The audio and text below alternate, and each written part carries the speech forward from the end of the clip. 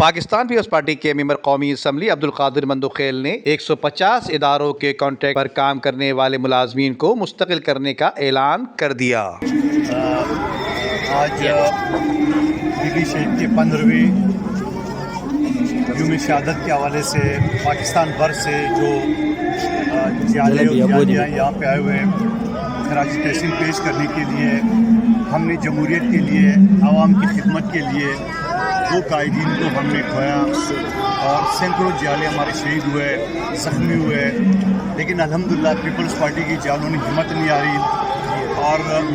مجھ ناچیز پہ جو ذمہ داری دی ہے آصف علی زرداری صاحب نے، بلاول بھٹو زرداری صاحب نے، عاطف فریان صاحب، اسپیکر راجہ پرویز اشرف صاحب نے اور قومی اسمبلی نے جو ذمہ داری مجھے دی ہے، ملازمین کے خاصہ خورشید شاہ صاحب کے، یوسف رضا گیلانی صاحب، وہ تمام ہمارے سینئر لطیف کوسہ صاحب سب نے کا اعتماد حاصل رہے اور قومی اسمبلی نے جو ملازمین کے حوالے سے مجھ ناچیز کو ذمہ داری دی ہے، الحمدللہ 40,000 سے زیادہ ابھی تک ہم ریلیف دے چکے ہیں اور ہزاروں کے تعداد میں ملازمین جو ہے نا نعرہ بھٹو، اور 21 تاریخ کو بی بی شہید کے برسی کے موقع پہ پاکستان بھر کے جالوں کو تحفے کی صورت میں تمام سیکٹ ملازمین جن کی سینیارٹی اور پروموشن باقی تھی، تمام کانٹریکٹ ملازمین، تمام کنٹیجنٹ ملازمین، 89 ڈیز کے ملازمین، S M R senior meter readers کے ملازمین کو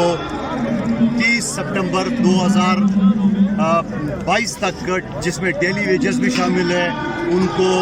ریگولائز کرنے کا حکم دیا گیا ہے، جو 30 ستمبر 2022 تک جو ملازم تھے ان کو، اور انشاءاللہ باقی سوئی گیس کا ہوا ہے، سوئی ساؤدرن گیس کا، سوئی ناردرن گیس کا، جو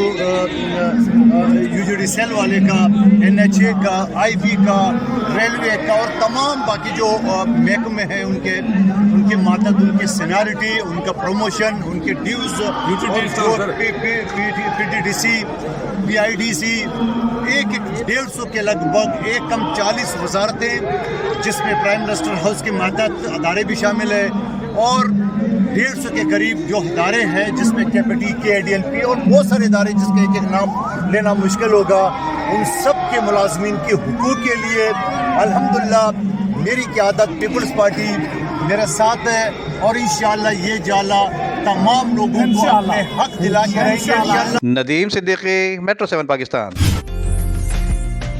عمدہ میں پکائیں اور جی بھر کے کھائیں۔